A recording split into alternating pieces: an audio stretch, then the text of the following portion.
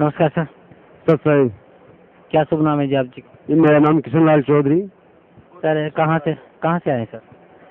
मैं ग्राम फतेहगंज परासिया, तहसील उनेरा, जिला टोंक, राजस्थान से हूँ सर। सर क्या काम करते हैं आप? जी, मैं गवर्नमेंट विद्यालय में साइंस टीचर हूँ। सर परम संत सतगुरु रामपाल जी महाराज की शरण में आने से पहले आप कौन सी भक्ति करते थे? सदगुरु रामपाल जी महाराज की शरण में आने से पहले भगत जी हम वही भक्ति और उपासना किया करते थे जो एक साधारण ग्रामीण हिंदू परिवार में किया करते थे। देवी देवताओं की पूजा, ऊत बूत और पितरों की पूजा। और इनके अलावा 1990 से गीता प्रेस गोरखपुर से जो कल्याण पत्रिका प्रकाशित होती है, वो कल्याण पत्रिका का मैं नियमित पाठक रहा हूँ 1990 से 97 तक। तो उसमें विभिन्न प्रकार की सनातन साहित्य में अपने हिंदू धर्म के आधार पर विभिन्न देवी देवता थे, उनमें हमारी श्रद्धा बढ़ी, लेकिन हम इस निष्कर्ष पर नहीं पहुंच पा रहे थे कि वास्तव में परमात्मा है कौन। 1997 में फिर गायत्री परिवार शांति कुंज हरिद्वार में 1997 में मैंने गायत्री परिवार में दीक्षा ली। और गायत्री परिवार में गायत्री मंत्र की दीक्षा के बाद शांति कुंज हरिद्वार के दिशा निर्देशों में जैसा उन्होंने विधि विधान और साधना की विधि बताई, उनके आधार पे नवंबर 2011 तक वो उपासना ही की। और उस उपासना में रोजाना कम से कम 3 मालाएं गायत्री मंत्र की जाप करना, इनके अलावा दोनों नवरात्रि के अंदर 24-24 हजार के गायत्री मंत्र के लघु अनुष्ठान का प्रचलन करना, इनके अलावा गायत्री मंत्र का हवन, और हम विभिन्न प्रकार की गोष्ठियों आदि का आयोजन करते थे। और तहसील स्तर में गायत्री परिजन प्रमुख एक कार्यकर्ता भी था उनेरा तहसील का, जिसमें भारतीय संस्कृति ज्ञान परीक्षा का आयोजन करवाते थे और विभिन्न प्रकार से हम इसमें सहयोग करते थे। सर जैसे अभी आप बता रहे थे कि पहले आप वही भक्तियाँ करते थे जो एक आम हिंदू समाज में प्रचलित है, उस भक्ति का आपको कोई लाभ नहीं मिला और आपको इवन दो तो ये भी पता नहीं चला कि एक परमात्मा कौन है, किसकी भक्ति करनी चाहिए, कैसे करनी चाहिए। और इसी भूल भुलैया में आप पहुंच गए हरिद्वार, गायत्री परिवार से आप जुड़ गए और उनके द्वारा बताई गई विधि विधान के अनुसार आपने भक्तियाँ की, आपने अनुष्ठान भी बहुत किए।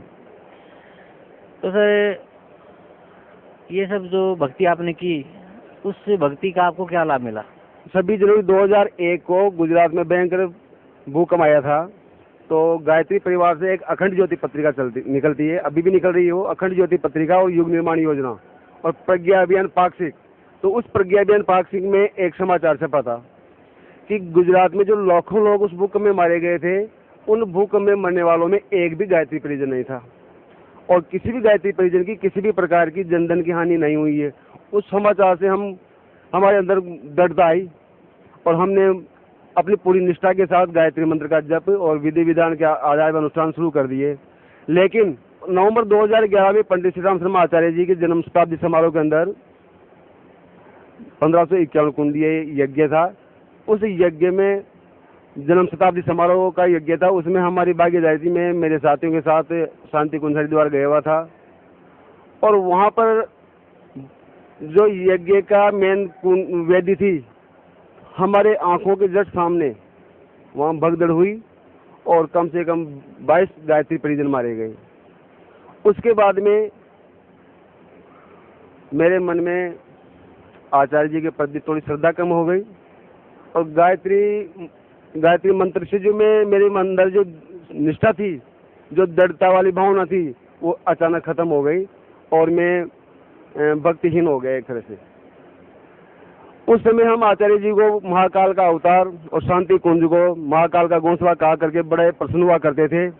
और सदगुरु रामपाल जी महाराज के चरणों में आने के बाद हमें पता चला कि महाकाल कौन है और उनकी क्या स्थिति है। सर परम संत सतगुरु रामपाल जी महाराज की शरण में आप कैसे आए? भगत जी, नवंबर 2000 के हादसे के बाद मैं बिल्कुल भक्तिहीन हो गया था, कहीं भी मेरी श्रद्धा नहीं थी। तो उस समय मैं कहता मैं साइंस एंड आदमी हूँ और मैंने कभी साहित्य पढ़ा नहीं था, लेकिन मैंने नौकरी में आने के बाद मैंने हिंदी से एमए किया था और उस एमए हिंदी के अंदर एक पेपर एक कवि का होता था। उसमें विद्यार्थी अपनी चॉइस के आधार पर कोई भी एक कवि चूज करता है, सूरदास हो, तुलसीदास जी हो, रहीम जी हो, कबीर जी हो, कोई भी। तो मेरे कबीर साहब का पेपर चूज किया था और वो पेपर 15 नंबर के उसमें क्वेश्चन आते थे और पास होने के उद्देश्य से पासबुक में से उनके कबीर साहब के पदों को हम पढ़ते थे और उन पदों को पढ़ के हम पास हुए। और जब नवंबर 2011 की घटना के बाद में जब कहीं भी हमारा मन नहीं लगा तो वो कबीर साहब की वो पद बार बार रह रह के मन में याद आते थे। उनका जो रहस्यात्मकता थी, आडम्बरों का विरोध था, वो सारी बातें हमारे मन को बार बार प्रेरित करती थी कि क्यों ना हम कबीर साहब का कोई साहित्य पढ़ें या उनसे कहीं कोई साहित्य मिल जाए तो हम उनसे प्रेरणा लें। और इसी उदयपुर में, क्योंकि मैं गायत्री परिजन था और स्वाध्याय मेरे जीवन का अंग था, मैं रोजाना घंटा आधा घंटा रोज स्वाध्याय करता था, अब भी करता हूँ। तो उस हिसाब से मेरे मौसा जी के यहाँ टोंक में मैं बैठा हुआ था, घर पे कोई नहीं थे और बैठे बैठे ऐसे भक्ति सौदागर का संदेश को किताब पढ़ी हुई थी मौसा जी की वहाँ, वो मैंने उठकर पढ़नी शुरू कर दी। और जैसे मैंने शुरुआत में मुझे रामपाल दास जी महाराज ऐसे लगे जैसे कोई कम्युनिस्ट विचारधारा रखने वाले व्यक्ति हों और ये कोई हिंदू धर्म का नाश करने पे तुले हुए हों। लेकिन जैसे जैसे मैं 3-4 पन्ने आगे पढ़े तो वहाँ पे विभिन्न संतों की जो वाणियाँ थी वो वाणियाँ मेरे मन के आर पार निकल गई और मैंने मौसा जी से कहा कि मौसा जी मैं ये किताब ले जाना चाहता हूँ और इसको मैं पढ़ना चाहूँगा। दूसरे दिन तक मैंने वो किताब कंप्लीट कर ली और उसमें आश्रम के फ़ोन नंबर लिखे हुए थे। आश्रम के फ़ोन नंबर पे मैंने बात की और यहाँ से मुझे एक किताब निःशुल्क और प्राप्त हुई, ज्ञान गंगा नाम से। उस ज्ञान गंगा किताब को पढ़ने के बाद मेरे मन में और लगभग दोनों किताबों का मैटर एक जैसा ही था, मेरी जिज्ञासा और तीव्र हो गई। संयोग से क्या हुआ कि हमारे गांव से 25 किलोमीटर के लगभग एक हमारे जान पहचान वाले थे, वो यहाँ आए हुए थे और यहाँ आकर यहाँ से 2 साहित्य लेके गए थे, गहरी नजर गीता में और आध्यात्मिक ज्ञान गंगा। तो मैंने जैसे फोन पर उनसे बात की, मैंने कहा भगत जी ऐसे ऐसे करना, भगत जी सब हम उसमें यूज नहीं करते थे। तो कहना हाँ वहाँ की 2 साहित्य मेरे पास है। तो मैं उसी से मोटरसाइकिल लेके उनसे दोनों ग्रंथ लेके और जब तक वो ग्रंथ पूरे नहीं हो गए मैं उनको पढ़ता रहा और पढ़ने के बाद ऐसा आनंद आया और ऐसे विचार बने कि जरूर कहीं न कहीं कुछ है तो यही है। और मैंने परमात्मा से प्रार्थना की कि अगर आप में कुछ शक्ति है तो मुझे जरूर इसका कुछ वो दें। तो पूर्णिमा की रात में, डेट तो मुझे ध्यान नहीं रहा कब कौन सी थी वो, लेकिन पूर्णिमा की रात थी। उस रात को जब तक मैंने गुरुजी की फोटो भी नहीं देखी थी, नहीं कहीं टीवी पे कोई प्रोग्राम देखा था, तो उस पूर्णिमा की रात को 12-12:30 बजे के लगभग फिर चल उठ उठ उठ ऐसी आवाज आई। एक वो धुंधला सा गुरुजी का जो चेहरा था, आप सफेद सफेद बाल, गोरा गोरा सा चेहरा, वो मुझे धुंधला लगा। मैं उठ के बैठ गया। मैंने कहा ये क्या हुआ? तो मैंने सोचा भाई कहीं ये तो काल के जाल आते रहते हैं। कुछ दिनों बाद में फिर ऐसा ही हुआ। फिर मैंने सोचा कि क्यों न हम जो मन में हमारी वो थे बातें, भाई गुरु जी में कुछ ऐसा करें तो वो है ये बात। हमने उसी भगत जी से कहा भगत जी में वहाँ लेके चलो आप। तो भगत जी ने कहा कि ठीक है, आप जयपुर से 25 HP का गाड़ी जाती है जयपुरी सर, उसमें निकल जाओ। तो मैंने कहा नहीं, मैं कभी इधर गया नहीं, आप हमारे साथ चलो। तो भगत जी हमारे साथ आए और यहाँ पे हमने नाम दीक्षा ली। नाम दीक्षा लेने के बाद मुझे पता चला और एहसास हुआ कि वास्तव में कोई मूल मंत्र थे। प्रथम मंत्र में भी हमने पता चल गया कि मूल मंत्र थे तो यही थे जो सदगुरु रामपाल जी महाराज ने हमें प्रदान किए हैं। पहले आप परंपरागत जो भक्ति करते थे और उसके बाद आप गायत्री परिवार शांति कुंज हरिद्वार से जुड़े और उन्होंने जो इस भारत वर्ष की धरा पे मैं समझता हूँ बहुत बड़ी त्रासदी आई थी 26 जनवरी 2002 को गुजरात में जो भूकंप आया था। अपने भक्तों को मिसगाइड करने के लिए उन्होंने एक मिथ्या प्रचार किया कि उस भूकंप में जहाँ लाखों लोग मारे गए थे तो गायत्री परिवार से जुड़ा किसी साधक को कोई क्षति नहीं हुई। और अभी आप बता रहे थे कि उन्हीं के अनुष्ठान में जो उनका मेन अनुष्ठान था शांति कुंज हरिद्वार में, उसमें भगदड़ में 22 लोगों की जाने गई। तो उससे सबको देख के आपकी आंखों के आगे जो सब घटनाक्रम हुआ उससे देख के आप काफी विचलित हुए और आप एक नास्तिकता के कगार पे चले गए। क्योंकि वो सबसे बड़ी मैं समझता हूँ कि मन को ठेस लगी कि एक झूठ का सहारा लिया गया गायत्री परिवार से सब समाज को जोड़ने के लिए कि हमारे भक्तों को वहाँ कुछ नहीं हुआ और आपकी आंखों के सामने 22 लोग मृत्यु को प्राप्त हो गए। उसके बाद आप नास्तिक हो गए और फिर आप परम संत सतगुरु रामपाल जी महाराज की आपके ऊपर दया हुई कि उन्होंने आपको सोते से जगाया और सतलोक आश्रम बरवाला में ला के आपको वो सतभक्ति और शास्त्रानुकूल साधना दी, जिसे पाने के लिए बड़े बड़े साधक, बड़े बड़े ऋषि मुनि प्रयासरत रहते हैं, उन्हें तपस्या भी करते हैं उसके लिए, लेकिन उस ज्ञान को वो छू भी नहीं पाते, प्राप्त करने की तो बात दूर है। और सतगुरु रामपाल जी महाराज कहते हैं, जा दिन सतगुरु बेटिया ता दिन लेखे लाख, बाकी समय बर्बाद गया बिना गुरु के ज्ञान। जा दिन सतगुरु बेटिया ता दिन लेखा जान, बाकी समय बर्बाद गया बिना गुरु के ज्ञान। तो सर, मुझे बड़ी दुख है इस बात का कि आप जैसे समझदार व्यक्ति और इन आडंबर ढोंगियों के जाल में फंसे रहते हैं। खैर, परम संत सतगुरु रामपाल जी महाराज ने आपके ऊपर दया की, उन्होंने आपको यथार्थ भक्ति दी। उस भक्ति को करते हुए आपको क्या लाभ मिला? सतगुरु रामपाल जी महाराज शरण में मैं 4 जून 2012 को आया, और उसके बाद मेरी दूसरी हाजिरी यहाँ लग गई थी, और मैं मेरे निजी काम से यहाँ पे हनुमानगढ़ आया हुआ था। तो शाम को मैं घर से मोटरसाइकिल चलाता टोंक के लिए, टोंक से बस जयपुर के लिए आती है। तो जब मैं घर से चला तो मेरे दाएं पैर में यहाँ पे खुजली चल रही थी, थोड़ी सी सूजन थी, तो मैंने उस पर कोई विशेष ध्यान नहीं दिया, और मैं रात भर सफ़र कर रहा, मैं बस में करके हनुमानगढ़ पहुँच गया। हनुमानगढ़ जब पहुँचा सुबह 5:30 बजे, तो वहाँ देखता हूँ मेरे पैर में ज़्यादा सूजन आ गई, और मुझसे चलने में भी मतलब अब सामर्थ्य नहीं रही थी। वहाँ हम बैठ के कैंटीन में चाय पी रहे थे, तो चाय वाले ने कहा कि भाई साहब ये क्या हुआ, और उसमें 2 फलक भी हो गए थे। तो मैंने कहा भाई ये पता नहीं क्या हो गया, बैठे बैठे हम शायद रात बैठ के आ रहे हैं इसलिए सूजन आ गई। नहीं भाई साहब, ऐसी से कोई जहरीला कीड़ा खा गया। भाई मैंने कहा हो सकता है, मुझे तो पता नहीं कहाँ खा गया। तो हम उस दिन सारा काम करके वापस घर पे गए। शाम को घर पहुँचते ही मैंने आश्रम फ़ोन किया, एक भगत जी से फ़ोन किया, भगत जी ऐसे ऐसे मेरे साथ ऐसा हुआ है, और हमारे गांव में इस प्रकार जहरीली कीड़े खाने इस पर तेजा जी महाराज के यहाँ जाते हैं, और वहाँ पे जोत बत्ती वगैरह लगाते हैं। परमात्मा का साफ आदेश है कि जो कुछ भी करना है आपको परमात्मा के नाम से केवल कबीर परमेश्वर को करना है, और किसी को कुछ नहीं करना है। तो यहाँ से हमें यही आदेश मिला कि आप हॉस्पिटल में दिखा सकते हैं, किसी के आप जाएंगे नहीं देवस्थान पे। तो मैंने रात घर वालों ने भी ये डिक्लेयर कर दिया कि भाई तेरे तो जहरीला कीड़ा खा गया, और सुबह तो हालत खराब हो जाएगी तेरी, और सुबह आपको जरूर वहाँ तेजा जी महाराज के यहाँ लेके चलेंगे और जोत वो जलाएंगे। मैंने परमात्मा से रात को प्रार्थना की कि परमात्मा मेरी श्रद्धा को आप संभल देना, मेरी निष्ठा को दृढ़ करना, और रात भर में मेरे साथ जो कुछ हुआ भगत जी, परमात्मा ने रात को ही नींद में मुझे एक ऐसी कहानी सुनाई।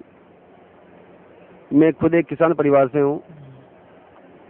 परमात्मा ने कहानी सुनाई कि बेटे मेरे ऐसे हमारे घर में 2 बैल थे, और इस प्रकार एक बैल के पैर में कील लग गई, और उस कील के लगने के कारण वो हाड़ी जो था उसका, तो कील का ध्यान नहीं रहा, और बैल का पैर सूज गया, और बैल चलने में असमर्थ हो गया।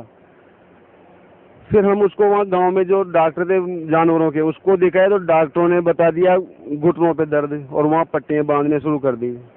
तो सदगुरुदेव जी कह रहे थे कि दर्द तो था उसका पैरों के अंदर कील के कारण, और हम इलाज करवाए थे घुटनों पर।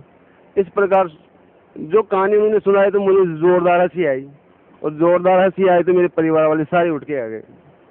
कहा क्यों हंस रहा है भाई, क्या बात हो गई? मैंने कहा कि गुरुजी ने ऐसी कहानी सुनाई, और जैसे ही मेरा ध्यान पैर पे गया, सच मानिए एक मामूली मात्र भी वहाँ पे सूजन नहीं थी, बिल्कुल साफ। जबकि कम से कम हम मेडिकल के हिसाब से भी अब उसको आराम मानते तो कम से कम 1 सप्ताह लगना चाहिए था। हाथों हाथ रात में ही उसको बिल्कुल साफ, जैसे कुछ हुआ ही नहीं। इससे मेरी निष्ठा और दृढ़ हो गई। इसके अलावा ज्ञान गंगा पढ़ने के बाद भी हम यहाँ से 4G का एक कार्ड ले गए थे, तो हम परिवार वाले सारे सुनते थे बैठ के, और उस कार्ड से हमें जो अलौकिक ज्ञान प्राप्त हुआ, तो हमारे घर वालों की निष्ठा भी बढ़ गई। घर वाले भी भाई में भी लेके चलो, ये ज्ञान तो बड़ा तगड़ा है। घर वालों को मैं जी में बिठा के यहाँ सबको नाम दान दिला ले गया। भगत जी क्या हुआ कि जैसे ही हम गाँव गए वापस, घर वाले आए थे, मेरे दोनों भाई छोटे बच्चे भी आए थे, दोनों माँ भी आई थी। हम वापस गए थे, लेकिन हम एक भी ज्ञान गंगा की पुस्तक लेके नहीं जा पाए। और दूसरे तीसरे दिन हमारे घर पे 2-3 मेहमान आ जाते हैं, और वो हमने पोस्टर लगा रखा था वहाँ मकान में, पूछते ये कौन है क्या है, तो हमने उनसे सारी बात बताई। लेकिन हमारे मन में एक बात थी कि काश अगर हमारे पास ज्ञान गंगा होती तो हम इनको एक एक ज्ञान गंगा देते और इस भक्ति मार्ग को हम और आगे बढ़वा देते, इनका भी कल्याण करवाते। तो हमें इस बात की गहरी निराशा हुई सारे परिवार वालों, उनको जाने के बाद हमने घर पे बात की तो सारे परिवार वालों में ऐसी बहुत निराशा हुई कि हमसे बहुत बड़ी गलती हो गई, हम वहाँ से एक भी ज्ञान गंगा नहीं ला पाए। भगत जी दूसरे दिन हमारे जिले के जो कोऑर्डिनेटर हैं सीताराम दास जी बागड़ी, उनका फ़ोन आया। न तो मैं उनको जानता था, न मैं उनको जानते, न हमारे एक दूसरे के पास फ़ोन नंबर थे। उन्होंने फ़ोन किया कि भगत जी हम ऐसे ऐसे आश्रम से बोल रहे हैं, आपके यहाँ गाँव आना चाह रहे हैं। मैंने कहा साहब आइए, ऐसे मैंने उनको पूरा रूट बता दिया, मैं आपकी सेवा में तैयार मिलूँगा। मेरे को क्यों आ रहे साहब भगत जी आप? कहने साहब हम पुस्तक सेवा में आ रहे हैं, पुस्तकें लेके आ रहे हैं और आपके यहाँ होते हैं, वो वापस हम मालपुरा जाएंगे, 1 घंटा देंगे आपको केवल।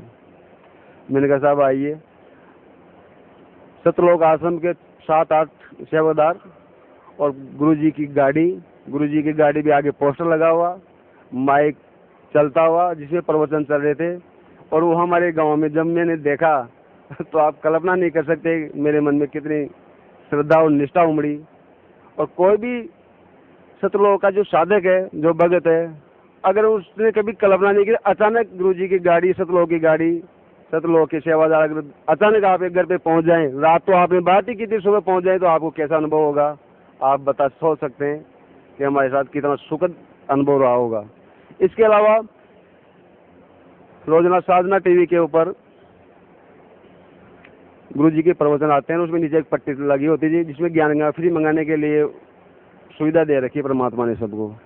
तो एक भगत ने वहाँ से फ़ोन किया टोंक से, तो हमारे कोऑर्डिनेटर साहब ने, भगत जी ने मैं फ़ोन किया कि आप ये पता और फ़ोन नंबर नोट करो और आप इनको ज्ञान गंगा पहुँचाओ। हमने उन फ़ोन नंबरों पे उनको ज्ञान गंगा पहुँचा दी। और ज्ञान गंगा पहुँचाने के बाद उस ज्ञान गंगा के पीछे मैंने लिख दिया था, खाली पेज आता है उसमें, मेरा फ़ोन अधिक जानकारी तो संपर्क करें, मेरे फ़ोन नंबर लिख दिए थे। महीने 1.5 महीने बाद उन भगत जी का फ़ोन आया कि हमारे साहब आप आइए एक बार हमसे बैठ के बात करिए। मैंने कहा साहब मैं कल परसों आ जाऊँगा। क्या नहीं आप तो आज ही क्यों नहीं आ जाते? क्या नहीं मैं कल संडे आपको बैठ के बात करूँगा। ठीक है। हम टोंक पहुँच गए। टोंक पहुँचने के बाद हमारे एक स्टाफ साथी और थे, उन दोनों को लेकर हम घर पहुँच गए। तो हमने उनसे चर्चा की, मैं आपको ज्ञान समझ में आ गया? कहने साहब बिल्कुल समझ में आ गया, मैं वहाँ मधु परमहंस जी का ऐसे वो उनमें सत्संग में जाता था, वो सारी बातें सही है। अच्छा, तो अब मैंने कहा आपको इस मार्ग में जाने के लिए सारी तो बुराइयाँ छोड़नी पड़ेगी, और आप अगर बीड़ी तंबाकू सिगरेट कुछ पीते तो इनको भी त्यागना पड़ेगा, तब आप परमात्मा की शरण में जाना, पहले अपने आप को शुद्ध कर लेना। कहने जी मैंने हमने सबने छोड़ दिया, लेकिन हमारे साथ एक अजूबा हो गया। मैंने क्या हुआ जी? कहने जी हमारी जो भगतमती, उनकी जो भगतमती थी, उनके कैंसर की गांठें थी गले में, और वो टोंक में कम से कम 9 महीने से इलाज करा रहे थे। उनका मतलब ऑपरेशन तो हुआ नहीं था, लेकिन मेडिकल दवाई वो ले रहे थे।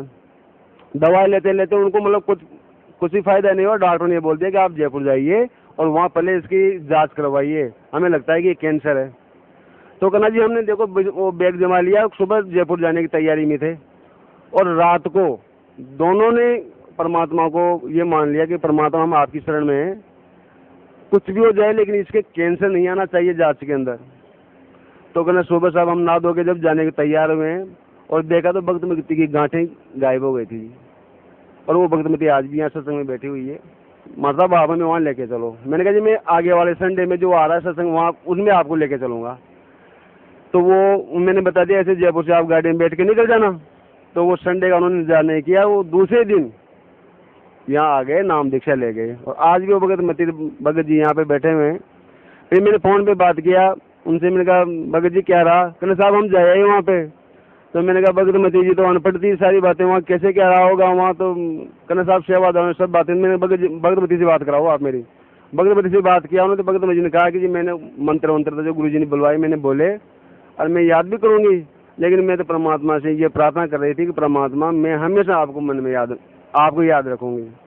और जैसे कि ना मैं दर्शन करने गई, परमात्मा ने कहना मेरे सिर पे हाथ रखा और कम से कम 15 फीट आगे निकल गए, और 15 फीट आगे निकलने के बाद वापस लौट कर आए, और फिर दोबारा हाथ रखे ये कहा कि बेटी घबराना मत, सब ठीक हो जाएगा। तो सदगुरु रामपाल जी महाराज की उन पर असीम कृपा है, सभी अपने भक्तों पे परमात्मा ऐसी कृपा करेंगे। भगत जी सबसे बड़ा लाभ हमें सदगुरु रामपाल जी महाराज की शरण में आने से ये मालूम हुआ, अब तक हिंदू धर्म के जितने भी साधक हैं, भगत हैं, वो सब जानते हैं कि गॉड इज वन, परमात्मा एक है, लेकिन वो परमात्मा कौन है? उस परमात्मा की खोज में सब भटक रहे हैं, किसी को पता नहीं है कि कोई ब्रह्मा जी को, विष्णु जी को, महेश जी को, वो सब अलग अलग बता रहे हैं। तो परमात्मा की शरण में आने से हमें एक तो परमात्मा का पता चला, हमारी मृत्यु क्यों होती है, हमारा स्थायी स्थान कहाँ है, और इस भक्ति के करने से हमें पूर्ण मोक्ष मिलेगा, ऐसा परमात्मा का आश्वासन है। परमात्मा कहते हैं कि जो जन मेरी शरण है ताका हूँ मैं दास, और गेल गेल फिरता रहूँ जब तक धरती आकाश। अगर इन परमात्मा की शरण में कोई एक बार भी आ गया तो परमात्मा का आश्वासन है कि उस भक्त का वो उद्धार करके रहेंगे, मोक्ष उनको प्रदान करवा के रहेंगे। ऐसा आश्वासन किसी भी महंत संत आचार्य ने आज दिन तक, या किसी भी ऋषि मुनि ने या देवताओं ने आज दिन तक, या किसी भगवानों ने ऐसा आश्वासन नहीं दिया जैसा परमात्मा ने हमें दिया है। सर, आपका मानना है कि परम संत सतगुरु रामपाल जी महाराज से नाम उपदेश लेने के बाद आपको मोक्ष मार्ग मिला और आपको उस एक परमात्मा का पता चला, जिसे सब कहते हैं परमात्मा एक है, उस कबीर परमेश्वर का जो सतलोक में रहता है, और उसकी सत्य भक्ति का जो हमें मोक्ष दिला सकती है, वो आपको परम संत सतगुरु रामपाल जी महाराज की शरण में आने से प्राप्त हुई। तो सर, भगत समाज को क्या संदेश देना चाहते हैं आप? भक्त समाज को मैं संदेश नहीं बल्कि मैं एक आत्मीय अनुरोध करना चाहूँगा, विशेषकर मैं गायत्री परिजनों से अनुरोध करना चाहूँगा कि आज दिन तक आपने बहुत मंत्रों का जाप कर लिया, बहुत भजन कीर्तन कर लिए, बहुत नाम उच्चारण कर लिए, और आपके पूर्व एक गायत्री परिजन का एक अनुरोध है जिस पे आप विचार करेंगे। जो वर्तमान में आप गायत्री मंत्र जाप कर रहे हैं वो बनावटी और मिलावटी है। इसका प्रमाण हमारे सदग्रंथों में है कि जो गायत्री मंत्र आप जाप कर रहे हैं वो यजुर्वेद के अध्याय 36 का श्लोक नंबर 3 है, और उसमें ओम मंत्र नहीं है, मूल पाठ में ओम मंत्र नहीं है, जबकि हम आज दिन तक गायत्री मंत्र के नाम पे ओम लगा के उस मंत्र को जप रहे हैं और जपवा रहे हैं। तो ये मिलावटी है। दूसरी बात, ये बनावटी है। बनावटी कैसे है कि परमात्मा ने अपनी वाणी में कहा है कि उस गायत्री मंत्र को आप जिह्वा से जाप नहीं कर सकते। गायत्री वेद जाने कडियारा, चौका निर्णय करे विचारा, आदि गायत्री अमर स्थानम, सोहम ततुले हंसा लोक समानम, कहे कबीर गायत्री कलसान, अजर अमर घर मूल ठिकान, नाही सुमरन जिव्य आवा, अदर निरंतर ध्यान लगावा, सत गायत्री अजपा जापम, और कहे कबीर अमर घर वासम, अचिंत पुरुष की गायत्री दीन कबीर बताए, और निशिदिन जो सुमरन करे कर्म भरम मिट जाए, सत गायत्री सुमिर के आवागमन नसाई, और सत लोक वासा करे कहे कबीर समझाए। तो भगत जी, आदि शक्ति गायत्री तो ये है जो अजबा जाप है उसका, और हम जो गायत्री मंत्र जानकर जाप कर रहे हैं वो जिव्या से जाप करने वाला है, तो वो बनावटी है। और मूल गायत्री जाप अजबा जाप है जो संत रामपाल जी महाराज हमें देते हैं, सब भक्तों को दूसरे मंत्र में देते हैं वो। और सभी भक्त जो जहाँ पे भी अपनी आस्था लगाए हुए हैं वो पूरी तरह से प्रभु प्रेमी आत्माएं हैं, परमात्मा को प्राप्त करना चाहते हैं, लेकिन अपने कर्मवशों से पता नहीं वो कहाँ कहाँ उलझे हुए हैं।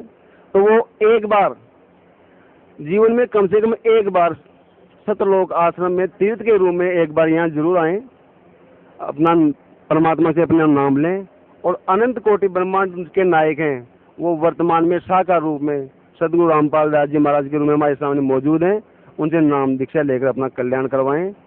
सत्संग। सर, आप टीचर हैं और इंटेलेक्चुअल सोसाइटी से जुड़े हुए हैं, यानी कि पढ़े लिखे समाज से आप संबंध रखते हैं। तो परम संत सतगुरु रामपाल जी महाराज ने सभी धार्मिक गुरुओं को, आचार्यों को, शंकराचार्यों को, ऋषियों को, महर्षियों को शास्त्रार्थ के लिए आमंत्रित किया हुआ है, ताकि भक्त समाज को सत भक्ति का ज्ञान हो, उन्हें कैसे मुक्ति मिले इसका एक निर्णायक ज्ञान समाज के सामने पेश हो सके। तो क्या कहना चाहते हैं आप, कैसा लगता है आपको जब परम संत सतगुरु रामपाल जी महाराज ने इन संतों को आमंत्रित किया? तब हमें बहुत अच्छा लग रहा है, और जो भक्त इस बात को जानते हैं कि परम गुरु सतगुरु रामपाल जी महाराज ने सभी आचार्यों, महर्षियों, मंत्रों, मठाधीशों, विद्वानों, जो विभिन्न धर्मों के प्रमुख हैं, उनको रजिस्टर्ड एडी लिखा है कि आप आइए, आपका काम भी जनता का कल्याण करना है, मेरा काम भी जनता का कल्याण करना है। अगर मुझ में कहीं कुछ गलती है, मैं कुछ गलत ज्ञान बताऊं तो आप मुझ में सुधार करवाइए, और आप अगर कुछ गलत बताएं तो मैं आप में सुधार करवाऊंगा। इसलिए हम सब भक्तों के सामने बैठकर ज्ञान चर्चा करें ताकि भक्तों का कल्याण हो, लेकिन उनमें से एक भी आचार्य ऋषि महंत यहाँ पे नहीं आए और विभिन्न टेलीविजन के चैनलों के संवाददाताओं के द्वारा उनसे उनके जानकारी पूछी गई और वो जानकारी भी मिथ्या थोथी और अधूरी निकली। परमात्मा ने सब शास्त्रों में दिखा दिया उन सब बातों को। परमात्मा व्यसन मुक्त और जो जितनी बुराइयां हैं उनको छुड़ाना चाह रहे हैं और परमात्मा की वाणी में इतना प्रभाव है कि प्रत्येक जो भगत है वो व्यसन करना तो दूर, वो किसी को उसके लिए प्रेरित भी नहीं करता है। और हमारा जो पवित्र सिख समाज है, उस सिख समाज में परमात्मा कहा करते हैं प्रवचनों में कि ऐसे बहुत सारे व्यसन हैं। तो परमात्मा की वाणी का ही प्रभाव समझिए कि अभी 18 तारीख को अकाल तख्त की वहाँ बैठक हुई है और अकाल तख्त की बैठक के अंदर एक निर्णय पास हुआ है। उसमें उन्होंने कहा है कि जो भी सिख परिवार है, जिस घर सिख परिवार में मदिरा, मांस और तंबाकू का सेवन होगा, वो परिवार गुरु ग्रंथ साहब को अपने घर में नहीं रख सकेगा। तो ये मैं मानता हूँ कि सदगुरु रामपाल महाराज की वाणी का ही प्रभाव है कि सिख समाज के जो भक्त हैं उनका भी अब कल्याण होने वाला है, वो भी इन बुराइयों से दूर होंगे और परमात्मा की शरण में आएंगे। जी सर, आप कुछ और बताना चाहेंगे परम संत सतगुरु रामपाल जी महाराज के बारे में, उनकी भक्ति के बारे में, या जो लाभ वो अपने श्रद्धालुओं को उनकी भक्ति से मिल रहे हैं उसके बारे में? संक्षेप में मैं कहूँ तो हम सब इस समय ऐसे भाग्यशाली हैं और हम अपने भाग्य की सराहना करें कि हम इस समय प्राइम टाइम में, पीक टाइम में हमारा जन्म हुआ है। और जो श्रद्धालु यहाँ से नहीं जुड़े हुए हैं उनसे मैं विनती करूँगा कि वो परमात्मा की शरणों में एक बार जरूर आएँ और अपना कल्याण कराएं। बस मैं यही कहना चाहूँगा। जी धन्यवाद आपका, बहुत बहुत धन्यवाद।